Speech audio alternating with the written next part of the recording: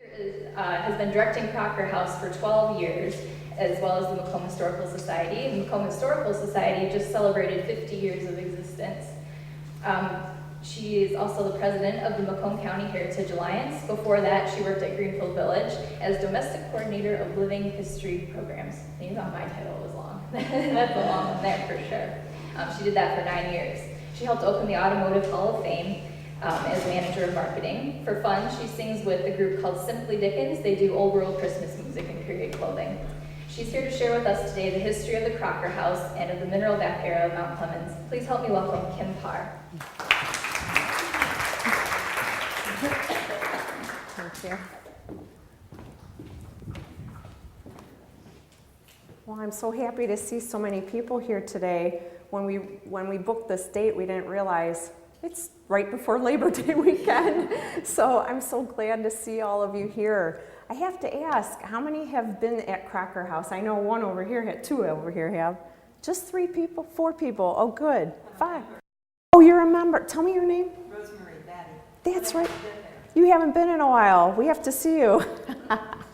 Anyway, well, I welcome all of you to come to Crocker House. Now that you're going to hear the deep history about it, I welcome you to come. I did leave some newsletters in the back, and it has our events. It has our hours listed on the front here. We also have a website, crockerhousemuseum.com, just so you know how to get there. There's a Google map you can find online as well as all of our events. We're very busy. We always have events going on monthly, and I'm working on the new newsletter, so if you'd like me to send you the next one, meet with me after. I'll write down your name and address and make sure when it comes out, which is probably in a few weeks, I'll get that one out to you because it'll have the Christmas schedule. And then here's a flyer that has a map on it, so you know how to get to us as well. But anyways, there's our beautiful house. Crocker House Museum, it's an Italianate. It's all wood. When I started there 12 years ago, I had a big job to do. It needed extensive exterior restoration, $60,000 worth. And so I had a big job of raising the money to do that. We're not supported by the city or the government. So all of our money comes from donations, contributions, visits, and these fundraisers that we have. So, but anyway, it's a gorgeous, gorgeous museum, and it was a house. Our historical society, which is 50 years old, when they first started out, they started collecting things in their attics and their garages and wherever they had space, and they hadn't acquired a building for about another 10 years after. So they were looking for a building. Some of the old bathhouses, if you know, Mount Clemens is known for their mineral bath industry. People from all over the world would come to Mount Clemens to be healed. And some of the bathhouses was just too huge for the society to consider rescuing a big, huge bathhouse. I mean, financially, it just seemed out of reach for them. So in the mid-70s, when they were widening Gratiot, this house, the first mayoral home of Mount Clemens, was going to be torn down. So they set into action to acquire it and move it, and that's what they did with the help of service clubs in town like Kiwanis and Rotary and Lions. They all helped raise the funds needed. It wasn't expensive to buy the house. It was only $1 because the state transportation, whatever, they thought, hey, it costs more to tear it down and then let them move it. So, but the big cost was moving it, finding a place for it, building a foundation, and so on and so on. And after they moved it, you should see pictures of what the house looked like. I mean, the plaster came off the walls. It was just a huge, huge job. But in the mid-70s, with the bicentennial, there was grant money out there. So you'll see, if you look at a lot of towns did a lot of historical preservation during that time because there was grant money available to do such a project. But this picture doesn't do justice to the house, but up in the top, right underneath the roof line, are these beautiful medallions. Those are all original to the house. It's just a gorgeous house. And we also own the house behind it, which dates to the 1920s, and that's where our archives are kept. But when you walk in the house, you walk into it like you just stepped into about 1880. And the upstairs, we do have some exhibit rooms that don't look like you're in a house, but have exhibits pertaining mostly to the mineral bath era. But most of the house looks like a house, as it would have. So I need these readers. Put them on. So this is the man who built the home. This is Joshua Dickinson. And he was born in Vermont in 1811, and he came here first to Detroit with his parents in 1841, and a year later he moved to Mount Clemens. So by this time he was 31 years old. So he was actually involved in the mercantile business, and then he went on to work primarily with real estate. But one of the biggest projects he was known for was the Romeo Plank Road. Have you heard of Romeo Plank Road? It was a plank road, and it was better to go on a plank road than a dirt road with your wagon in case it's muddy and so forth, so you paid a toll. So he was instrumental in that, and that road goes out to Romeo, so that really eased traffic to and from Mount Clemens to Romeo. Then he became involved in politics. He was a staunch Democrat. He served as chairman of the county committee for many years. He was a charter member of the Odd Fellows, which was organized in Mount Clemens in 1847. He was elected Register of Deeds in 1852. And he was elected as the first mayor of Mount Clemens in April of 1879. Now that's 10 years after he built this house, just to put that in perspective. The population, when he became mayor of Mount Clemens, get this, it was 3,000 people. So, sadly, only about a month after he took office, he died. Shortest mayor, term on record, and hopefully it stays that way. What's surprising to me is that when I looked up his death record, it shows that he died of consumption, which is tuberculosis. So it's just kind of surprising that he became mayor knowing he had consumption, but who knows how that happened. Now, he had a little bit of sadness in his life. He lost a child at a very young age, and then a few years went by, and he lost 2 more children and his wife all at the same time. Unfortunately, I don't have death records that tell me what they died from. But it's very understandable why this man stayed with his one surviving daughter till the day he died. That was Catherine. He stayed with her till the end. Okay, let's see. Go to the next slide here. Going back just a little bit, remember I told you he was in the mercantile business? This I found in the newspaper in 1853. This explains why he didn't continue mercantile business. His place caught fire, lost everything. So, and this was in the newspaper. Great fire, Mount Clemens, Monday night about 11 a.m. Fire broke out in the store occupied by Williams and Woolley on northwest corner of Courthouse Square, destroying entire block. The fire crossed the main street and burned the provision store of Joshua Dickinson. So, just another something sad in his life.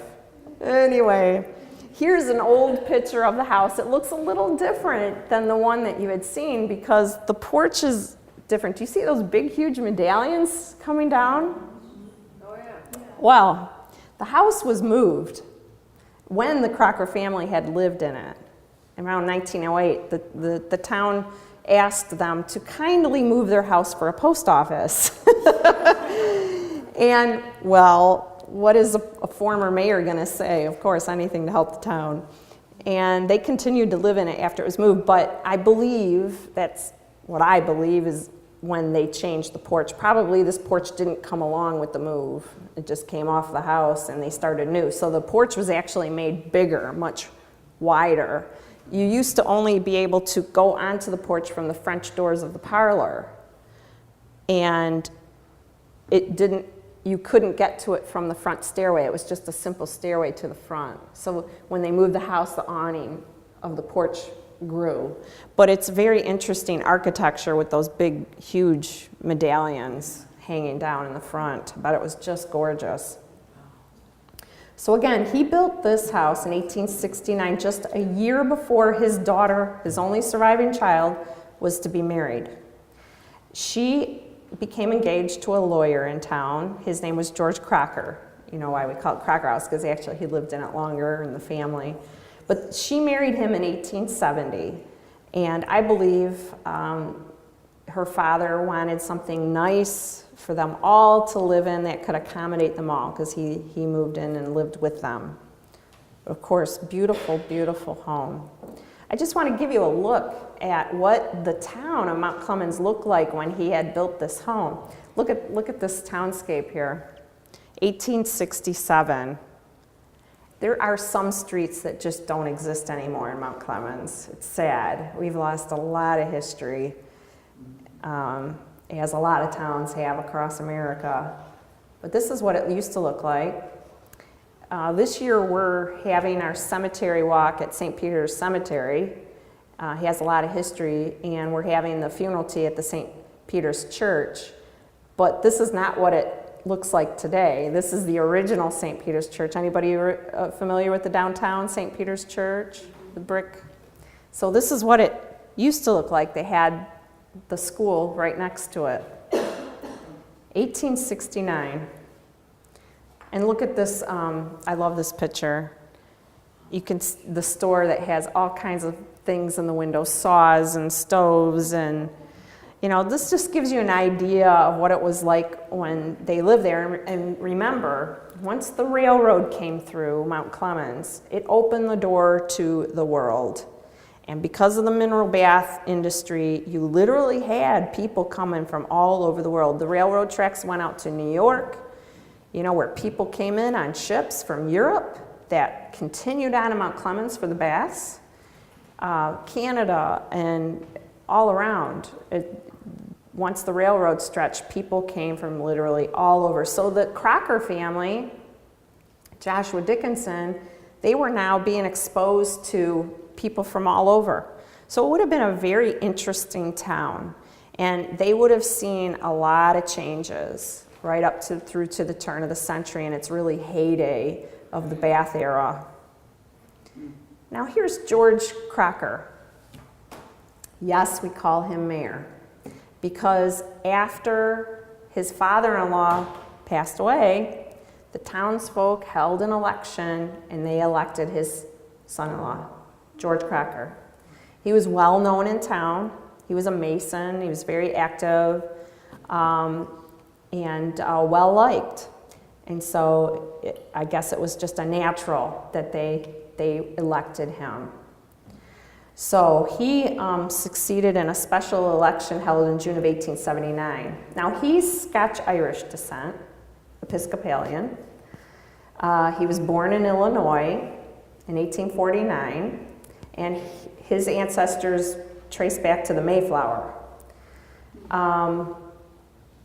His mother died when he was just about 10 years old, and I bring this up because history has a way of repeating itself. What his father went through, George is going to go through. Very similar. So his mom died when he was 10, left his father with him and two sisters. And I have to read you this. This was written by George's daughter. She says, his mother died when he was about 10 years of age, leaving his father with two little girls and this young limb of Satan. That's her words.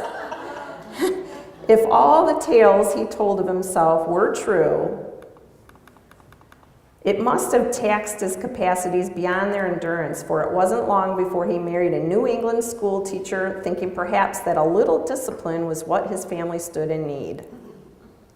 So this is now his stepmother talking about. And again, this is his daughter writing this about him. We're lucky that we have so much information that his daughter left us. The most impressive event of his early boyhood was the Civil War, which was a source of great delight to the small boy perched atop of a neighbor's hay wagon, watching the troops go off to war, listening to the bands, drinking in the excitement, and wishing that he was old enough to be allowed to at least beat a drum. But the war and the dark days that followed was the cause of the family removing to New Hampshire due to the failure of the bank in which my grandfather was interested. At the age of 16, with his ticket and $10 in his pockets, his formal education complete, he was shipped to Michigan to study law in his uncle's office in Mount Clemens. But the railroad seemed to hold a fatal fascination for him, for at the end of a year, his father located him at Fort Gratiot running an engine of some kind, happy, owing no man anything, the proud possessor of $100 and 2 suits of clothes. Despite his success as a railroad mechanic, to his uncle's office he was taken, where for a number of years he yielded the broom and a duster as compensation for being allowed to enjoy the learned atmosphere of the law office. At any rate, he must have been something of a success, for at the age of 22, we find him marrying the richest girl in the town. And shortly after being elected mayor of the city, the youngest man ever to hold that office, only the second man to hold the office too. Politics, the Masonic order, and raising a rapidly growing family made the next few years busy and successful ones. Masonry was established in the county chiefly through his efforts. At home, 5 small children graced the family. Board and city politics were literally his meat and drink. Then a blow fell that seemed enough to crush any young man. His lovely young wife died, leaving him alone with an infant son and 5 other small children. Like I said, he's reliving basically what his poor father went through. Dark days indeed followed, with a series of housekeepers and inadequate relatives running the household.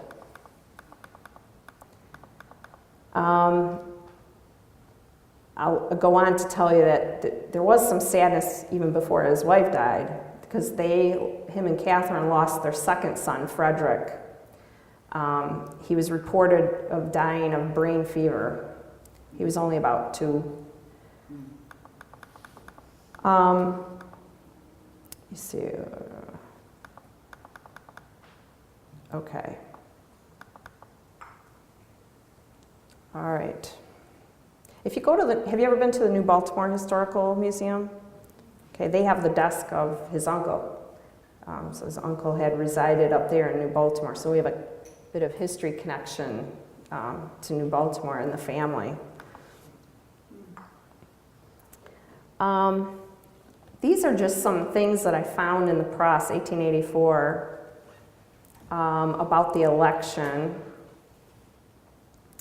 When Register of Deeds Farr is figuring up his chances of election, he may not unprofitably ruminate a little on the big drop that George M. Crocker took when he ran for prosecuting attorney a 3rd time. The 3rd term is a bitter pill, and the average voters turn out. A little more sadness. Had Mr. Crocker worked for himself as he did for the ticket and the whole Democratic Party during the campaign of 1880, he would have been elected by a good majority. Mr. Crocker's unselfish principles and his devotion to the party led to his defeat. His references were always to the ticket and the party, and the work that should have been completed in order to secure his own safety was left undone. So, there you go. All right.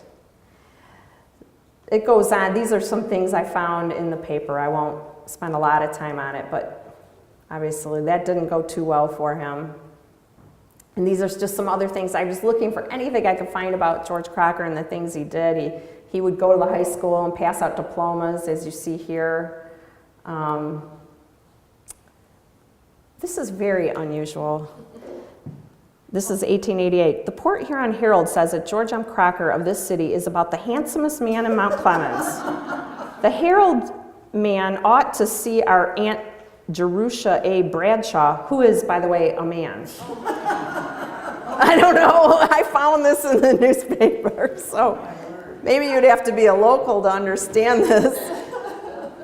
But here's the picture of the family before Catherine had passed. You see the little lady behind the fence? Yeah. See the young women up above the porch? Those are servants. So they had domestic servants. But if we count the number of children, we know Catherine had one more child. And estimating when this picture was probably taken, we're guessing that it was probably taken very shortly before she passed. Her death record said that she died of consumption, like her father. But unfortunately, she gave birth to her son, and here's 1882 in the monitor. Mrs. George Crocker is not expected to live. And then the county clerk recorded she died of consumption, which is TB. In the city, in the afternoon of the 7th, Catherine, wife of George Crocker, the only daughter of the late Honorable J.B. Dickinson, funeral services from residents today. Mrs. Crocker was born in the city 34 years ago. In September 1870, she was married to George Crocker, with whom she happily lived to the time of her death, filling the place of true wife and mother. Don't you love these old obituaries? They get so detailed. Her inexpressibility, sad taking off, has put a mantle of mourning upon Mount Clemens. This was her home. Here she grew from infancy to womanhood, and here were developed the beauties of her character, which alike graced the home, hearthstone, and wider circle of her friends. Many there are who share the grief of the stricken husband and whose hearts ache for 6 motherless little ones. Mrs. Crocker was young in years. Her death was perhaps untimely, but in reflecting upon the large usefulness of her life, the words of Young come forcibly to mind, that life is long, with answers life's great ends. So very sad. She left him with this infant and these other children, and you can imagine how difficult that was for him. So here's his next wife. Remember I told you he was Episcopalian? Now going back in time, if you were an Episcopalian and that person was a Catholic, you didn't mingle a whole lot. Isn't that stupid? But he became really good friends with the Catholic priest at St. Peter's. And the priest said, George, I'm going to find you a wife if you put in sewers, a sewer system. And guess what? That's what happened. So mind you, people are coming from all over, and they typically come for the baths for 21 days, every day bath and massage. Well, good Catholics are going to go to church. You know, even if they're on vacation, they're going to church weekly and maybe every day. And so here was these 2 beautiful women that came to town with their mother, and they were there for the mineral baths. And they were educated women, college educated women. So the priest knew these are some sharp women here, not bad to look at, intelligent, perfect. So he told George about them, and lo and behold, there you go. I want to come back to this picture. Let me show you this first. 1885, February 20th. Steele, that was her last name. Harriet Steele. February 17th, 1885, at the residence of the bride, Mr. George M. Crocker of Mount Clemens, Michigan, and Miss Harriet L. Steele of Louisville, Kentucky, the Right Reverend Bishop McCloskey officiating. That was the Episcopalian service. George and his wife have the heartiest of good wishes. So he got his wish being married even still by an Episcopalian. But more sadness. Yeah. She gives birth to a stillborn and dies with the baby. Horrible, because, and we know from letters from his daughter, it was like, okay, the kids were so excited to have a new mom, and then, can you imagine? Just awful. So I want to go back to that picture. See the black frame? See how she's posed? Very unusual, isn't it? It's called a post-mortem. You familiar with post-mortem photography? it was taken after death. Probably because he didn't have a good, mind you, people didn't typically own cameras. They hired the services of a photographer. And at this time, some of them could be pretty artistic with photography. And so she's posed like a bust. You see, she's completely white. Her eyes are shut. And we have that on display at the Crocker House. I want to cry when I look at that. It's really sad, just heartbreaking. What's confinement cause? Yeah, interesting. Childbirth, I guess. Yeah, she was confined to the bed. But it must have been some kind of complications, maybe bleeding or some kind of childbirth complication to go with that caused her death, sadly. Mrs. G.M. Crocker died last Saturday afternoon. She came from the sunny south, but scarcely 2 years ago to grace the home and guard the honor of him, whose loss is without measure, and who has the sympathy and love of all who own Mount Clemens as a home. Mrs. Crocker came to assume the maternal guardianship of motherless children, whose untold grief lies heavy on hearts, missing a T there, without utterance, to gild their home and brighten their social lives with her influence. The loss is a husband's hopeless grief, the orphan children's woe and social calamity. The funeral was held at St. Peter's Church yesterday. The sickness of Mrs. George M. Crocker, referred to last week, resulted fatally Saturday afternoon about 4 o'clock. Death came as the end of a sinking that became determinate at noon, although before that time progress toward recovery was seemingly established. To make possible the attendance of distant relatives, the funeral was deferred until Wednesday of this week. It occurred in the morning from the Catholic Church of which Miss Crocker was a member and was marked by a very large attendance. Interment took place on Mrs. Crocker's family's lot in Clinton Grove Cemetery. We are at a loss for words to fittingly express the deep sense of loss and grief that Mrs. Crocker's death has caused in this community. She came here but a short time ago a stranger, and yet so soon did she gain friendships, and so strong and widely spread were they, that today, when she is gone, almost everyone has a feeling of personal bereavement. She was a capable woman, a loving wife, a whole-souled friend. With a beautiful bravery and devotion, she assumed the care of a distraught household and 6 young children. She made it a happy home and gave them a mother's love. Mrs. Crocker's maiden name was Harriet Steele. She was a member of the well-known Louisville, Kentucky family and sister-in-law of Senator Vance of North Carolina. They dismissed school because of her funeral so that everyone could attend. Isn't that something? So that's how much of an impact she had on Mount Clemens. And this is where she came from, in Kentucky. It's the only picture we have. I'm not even sure, it doesn't list who exactly the people are. I'm assuming it's her and her sister sitting on the ground, little kids there. So this is where they came from. All right, 1888. Married, yes, again. June 28th by Reverend Father Kerwich of St. Matthew's Catholic Church at the residence of Senator Vance, Washington, D.C. Mr. George M. Crocker of Mount Clemens to Miss Cecilia T. Steele of Louisville, Kentucky. That's right. That's right. Well, guess what? That wasn't easy to do. It wasn't uncommon to marry a sister, but the Catholic Church didn't say yes to it at first.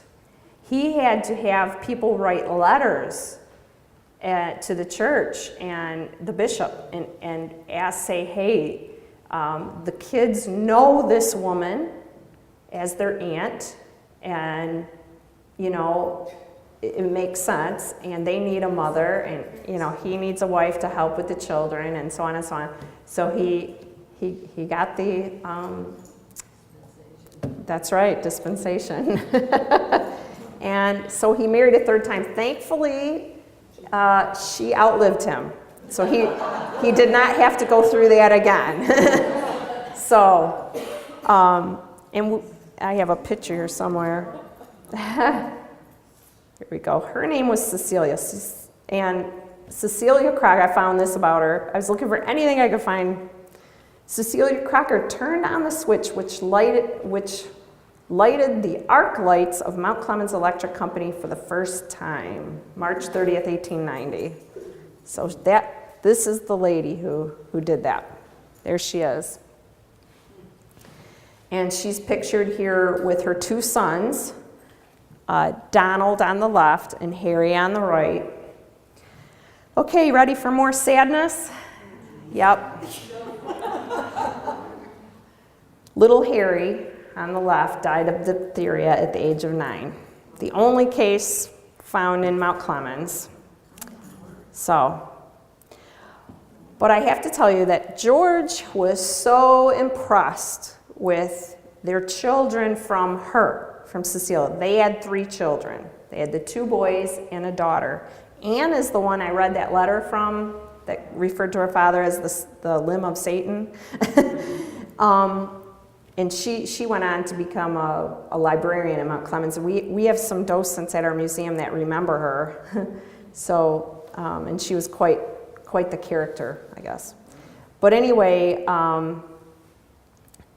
George was so impressed with how these 3 children turned out because they didn't go to public school. Cecilia wanted them to go to Catholic school. His first set of children all went to public school. But he was so impressed with how these children came out, their behavior, that he converted to Catholicism. Yes, Cecilia won on that one. So he was baptized in 1910 at the Catholic Church at the age of 63. You know, he lost friends because of that. His daughter told us he lost a lot of friends because he quit the Masonic Lodge once he became Catholic, and a lot of people didn't want anything to do with it, but a lot of them noted after he died how bad they felt about that. Isn't that something?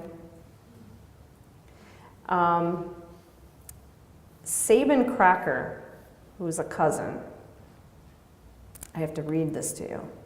He noted, it was like he had 2 separate families, the first being Protestant and the second Roman Catholic, separated by almost a generation gap. The situation was further complicated by the fact that he was an ardent Mason during his early years and close friends among that order, some of whom later resented the way he severed his connection thereafter his second and third marriages. When George Crocker died, his estate equaled $48,643.69. Not too bad at that time. So there's the picture of Cecilia. She looks a lot like her sister. And this is what I found about her son. The only case of diphtheria in Mount Clemens, the family of Mr. and Mrs. George M. Crocker resulted fatally Monday night in the death of their young son, Don, in his 9th year. He was a lovable little fellow whose death is deeply mourned.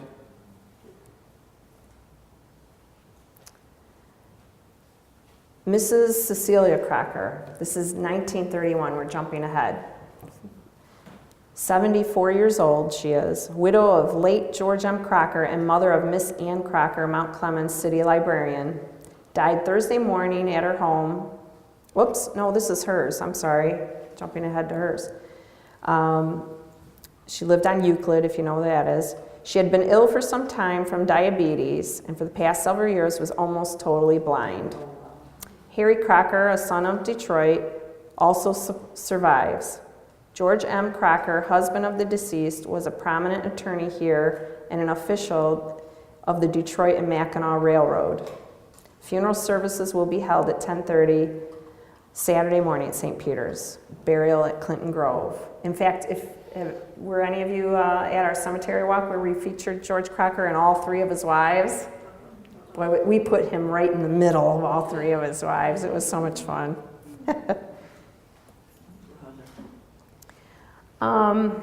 Probably won't go into this. This is a lot of detail. It's basically her will.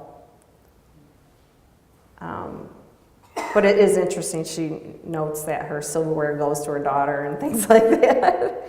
But this is the family tree, so you can see all the children that George had here.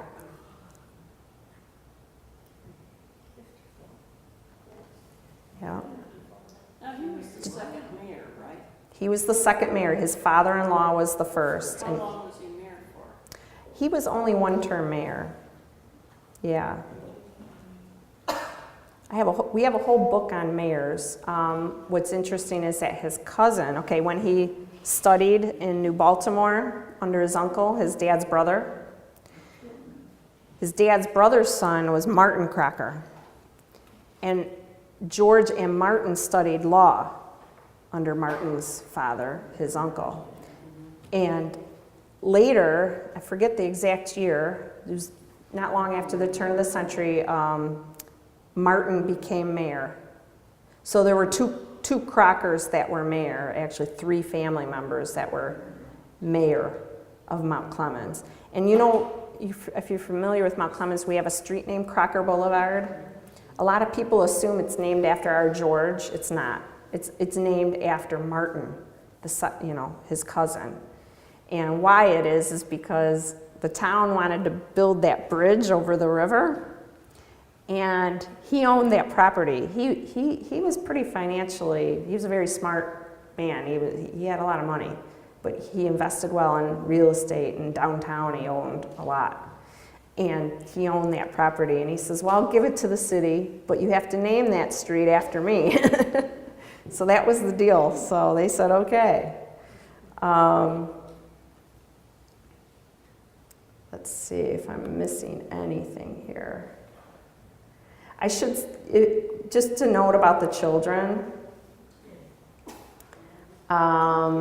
Mary Hooker Crocker was for many years a librarian in St. Louis, Missouri. Catherine Lee Crocker married Seth Wells, Knight of Mount Clemens, at the Crocker House. At one time, after the death of Judge Knight, anyway, that family moved to Honolulu. Kind of interesting. Harry, son of Mr. and Mrs. George M. Crocker, seriously sick with pneumonia. They listed things like this. Miss Molly Crocker is home for the summer, 1910. I mean, it was like they listed things about the family. It's kind of like they were stars or something. Like everybody wants to know what they're doing, what the family's doing. She's home for the summer. Okay. And this is the last child. This is Anne, who wrote the letters and wrote a lot of information, why I know all this stuff. So thanks to her, she was a librarian, and she was educated and never married. So she was the 8th child, born in 1891, died in 1968. And let me read you this description of her from a friend. Actually, I think she was a neighbor. Very, very proud of her family, her mother and her father. Her mother was a Southern lady who referred to her husband as Mr. Crocker always.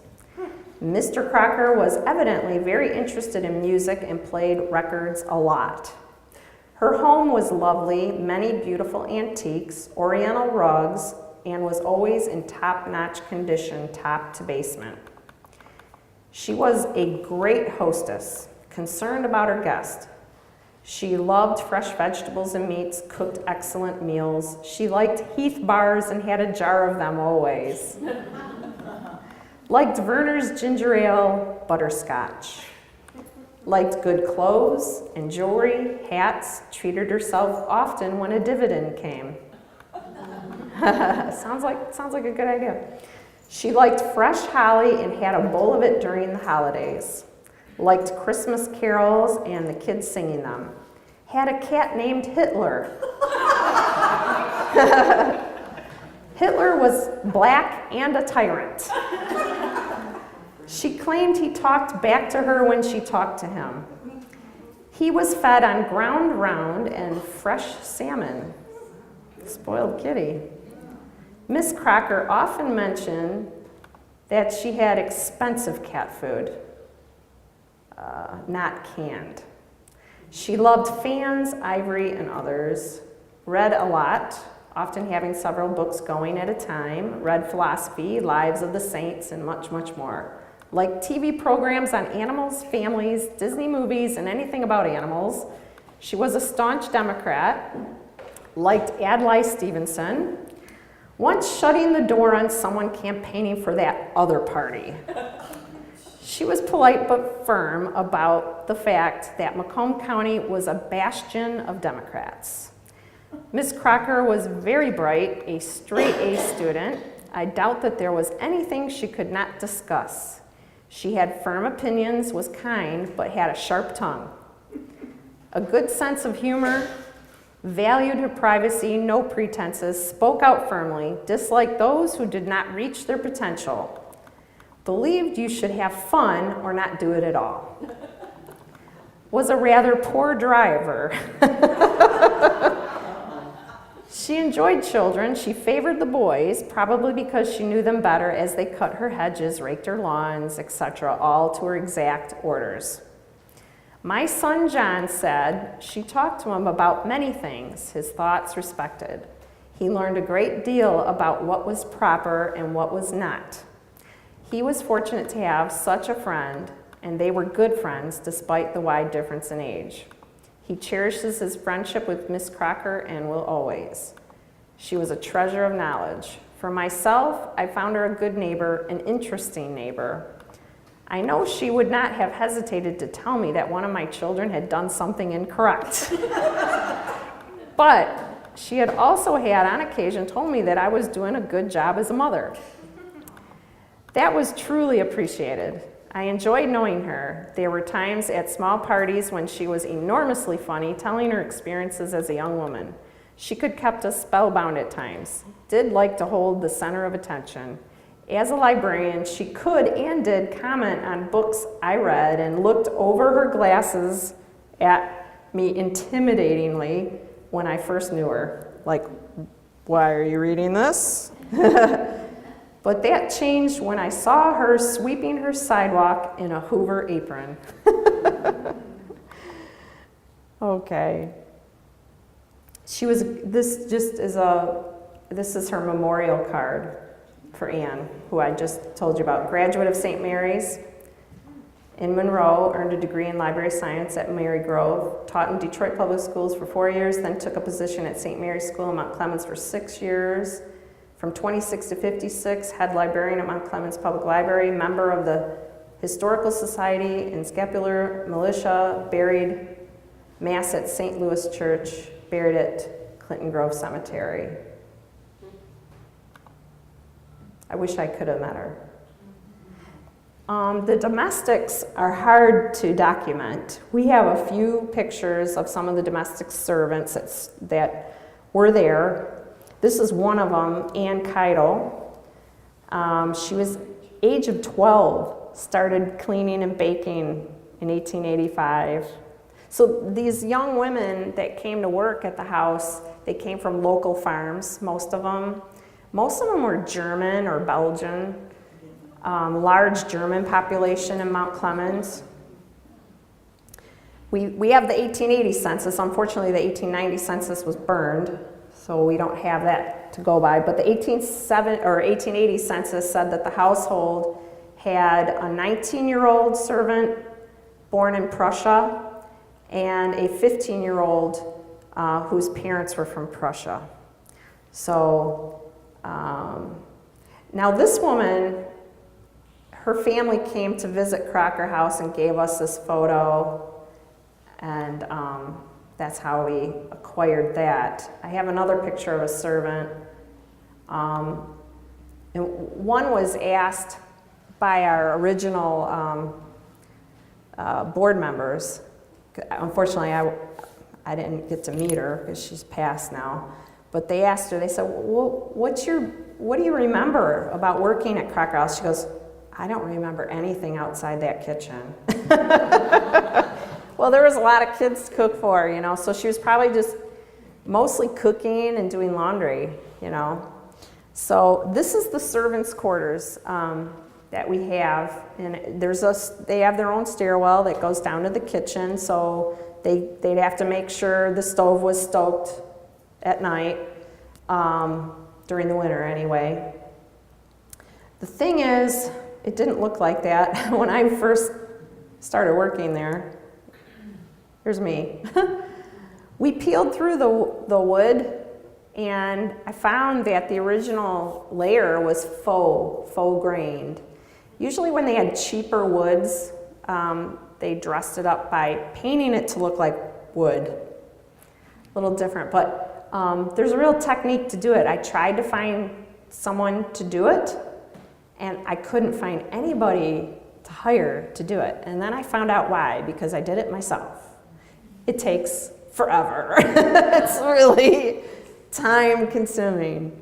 But I guess all the years that I worked at Firestone Farm, I had this faux grain ingrained in my brain, you know, the color, and I just picked out the color, and I came back and I go, oh, that base layer is exact. It's the same as at Firestone Farm. So this must have been a common color that was used, and that home was in Ohio. So you have to do the base layer, a couple coats of that, and then you use a varnish, and you use this tool, and one side's rounded, and you have to move it to make a grain, and the other side's like a comb. So I tried to follow the pattern that we found in the base layer, and we did that. It just took a while. But I'm glad I had the experience of doing it, because now I know more about it. Well, the Crocker house, guess what, became a gambling hall after the Crocker family moved out. Mount Clemens, you know, was a lively place. It still is in many ways. People came here again for 21 days. They looked for things to do besides having their bath and massage. So there was theater acts and all kinds of things to do, music to hear, and you know, the salts were on this side of the river. The other side is where the natural springs were. So you go to a natural spring, drink fresh spring water, and listen to a band. And well, some people preferred to gamble. So we have this gambling table that you see in the picture. We have it at our Crocker house. It's very interesting because you see all their cigar burns on it, the shelf below, and there's these little switches, like you turn it, and in the center of the table is a glass you can see through, and it's like a dial, and it's to track your score. You'd have to come by and see it. It's very interesting. And it was actually manufactured in Michigan, so it's interesting. There were more than just Crocker House where, you know, other places you could gamble. This table was actually somewhere else. The family that had it, the Chevalier family, in fact, the son of the owner just passed away last year, and they had sold off all their gambling equipment. So I don't know where it is. I wish I had some of the, we do have some of the original tokens that they had. So, okay, this is the mid-70s. Now, when it was moved in 1908, it was moved by horses. Think about that. Moved by horses, holy cow. But at least by the 70s, you know, they could lift it up and move it by truck. So it actually sat like kitty corner across Gratiot from us. So it's where it was is in the road, you know, where Gratiot is now, and that's why it had to be moved to be saved. So it opened as a museum in 1976. And we just keep collecting and collecting. Now we have the house behind so we can store things. But this is just a picture of it dressed at Christmas time. And our exhibits, again, we do have exhibits pertaining to the mineral bath era. And we do lots of programs. The next thing coming up is our cemetery walk. We still have tickets for it. It's the first Saturday of October. It's in the newsletter if you want to grab one. If you want tickets, I highly recommend you call very, very soon to just at least reserve the tickets because we sell it out. PBS came out and filmed us one year, and now we have people coming up from downriver. It's amazing. And even from Ohio that come annually for it. And Christmas is a great time. And we do all kinds of teas. Okay. All kinds of archival work, which never ends. And that's just a picture of our beautiful garden. We preserved that building. the caretaker's cottage at Clinton Grove Cemetery was being torn down, and we were like, ah! We ran over there and tried to salvage what we could, and we built this building out of it. So, and I couldn't do it without these great people, volunteers. Like, as you know here, it just can't be done without volunteers. I don't know what I'd do without them. So it's constantly, we're constantly doing preservation. We're working on the fences right now. The east side of the house has some exterior restoration that's going to be completed this fall. It goes on and on and on. But it's a treasure. I mean, and a lot of people don't realize this little gem that we have in Mount Clemens. So I hope I've opened your eyes to the history that we have there a little bit, and I hope to see you. Does anybody have any questions? Yes? When you said it was a gambling hall, so Ann Crocker didn't live in the house? No. What happened is, Because you didn't mention that. I know Yeah. she died in 68, and I didn't know whether she stayed in the house the whole time. no, she actually, before, when her mother started getting sick with diabetes and had eye problems, they actually moved to an apartment, which is, the apartment building's still there. It's on Cass Avenue. It's one of the older only apartment buildings on that street, on the north side of the street. So when did the family vacate the house then?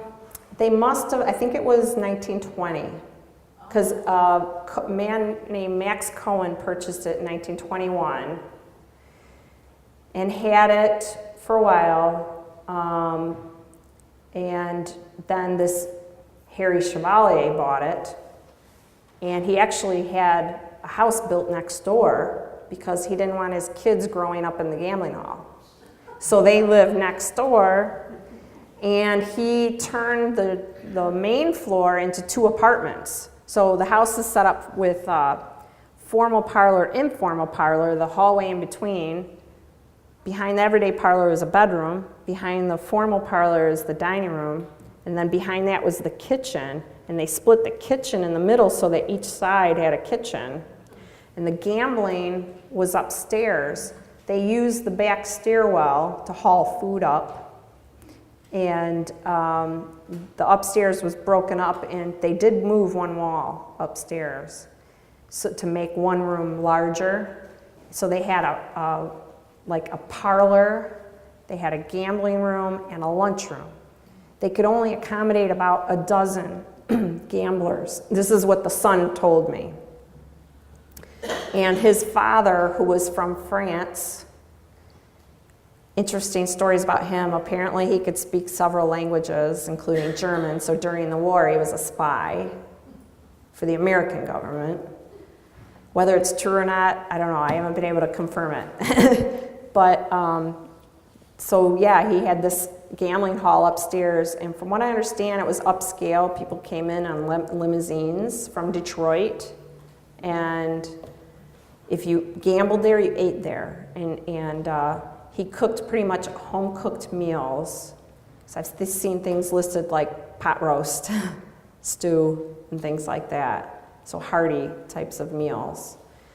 And yeah, and the family lived in the house next door. And I think his son, I sensed a kind of, he was embarrassed of it, I would say. I think at that time, your parents, you're running a gambling hall was not, it was frowned upon. So he didn't like to talk about it. I wish I could have grabbed more information from him while he was living. I was very mad at him for dying last year because we had some unfinished things. I think he could see what was happening with him physically. And the year before he died, he gave me George Crocker's desk. He had kept it. It was in the house, and he had kept it. He gave it to us along with a few other things. And he told me that his brother had some things that he wanted to give to us, and it never came to fruition, sadly. So, unfortunately, I probably won't see those things. What happened to the springs? Are people still coming? It's not completely dried up. There's actually one well still producing. And it's the well from the Park Hotel, which was the most elaborate of all the hotels in Mount Clemens. It was where the movie stars came to. And if you drove by it, you'd have no idea, because it's just a garage sitting over the well. I've been to it, and I'm pretty good friends with the well owner. So she's let me collect some of the water. I should have probably brought some for you. But what she does is she has a truck come, and they take the water, you know, it's a big tank, and it's taken to a processing plant. Some of it they bottle directly. You can buy the water just in a bottle. Most of it she'll dry up just for the salts and the minerals.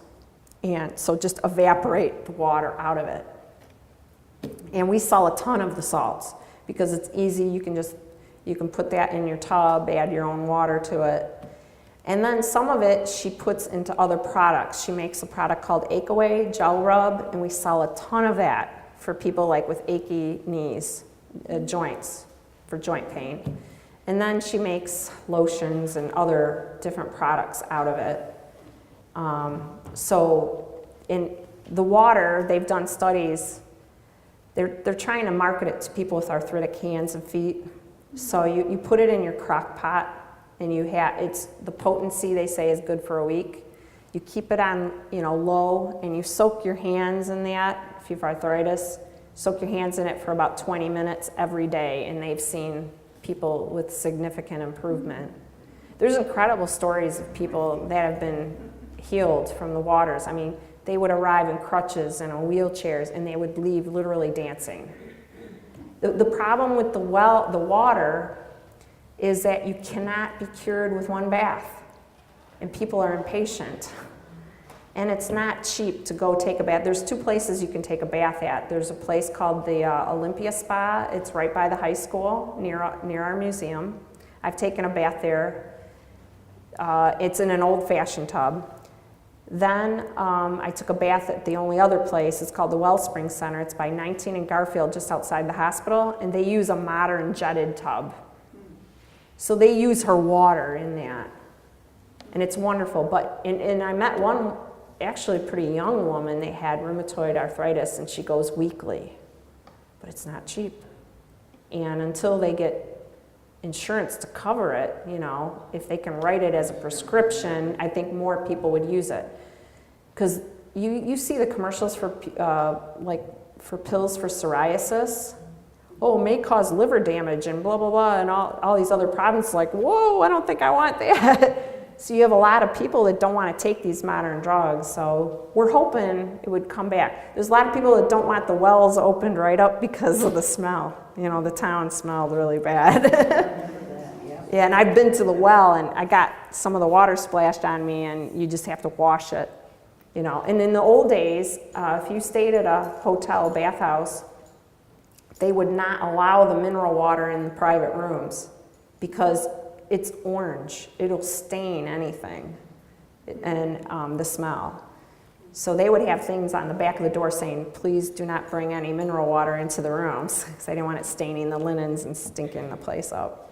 So, but yeah, hopefully it'll come back. Any other questions? Thank you so much for coming. I hope to see you at Crocker House. Thank you.